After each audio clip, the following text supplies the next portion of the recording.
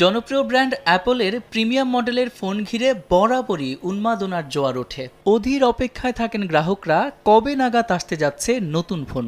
সম্প্রতি mark গুরম্যানের social media handle এক্সে দেওয়া স্টেটাস টেক প্রেমীদের সেই উত্তেজনার পারদ যেন আরও চড়িয়ে দিয়েছে। তিনি বলেছেন, অ্যাপল নতুন ফোন উন্মোচনের জন্য কোনো ইভেন্টের আয়োজন না করে সরাসরি প্রেস রিলিজের মাধ্যমে চলতি সপ্তাহেই নিজেদের ওয়েবসাইটে বিক্রি শুরু করবে।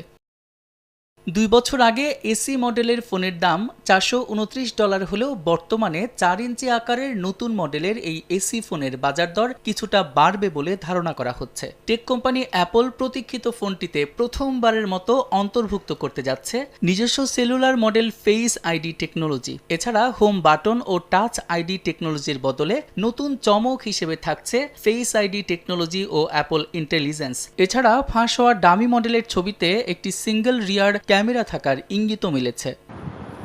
এছাড়াও ফোনটিতে থাকবে ইউএসবি-সি পোর্ট, যার ফলে ইউরোপীয় ইউনিয়নের দেশগুলোতে বিক্রির অনুমতি মিলবে। কারণ গত বছরের শেষ দিকে ইউভুক্ত দেশগুলোতে ইউএসবি-সি চার্জিং পোর্ট বাধ্যতামূলক করা হয়, যে কারণে এসব দেশে অ্যাপলের 2022 সংস্করণের এসি ফোন ও আইফোন 14 বিক্রি বন্ধ করতে হয়েছিল।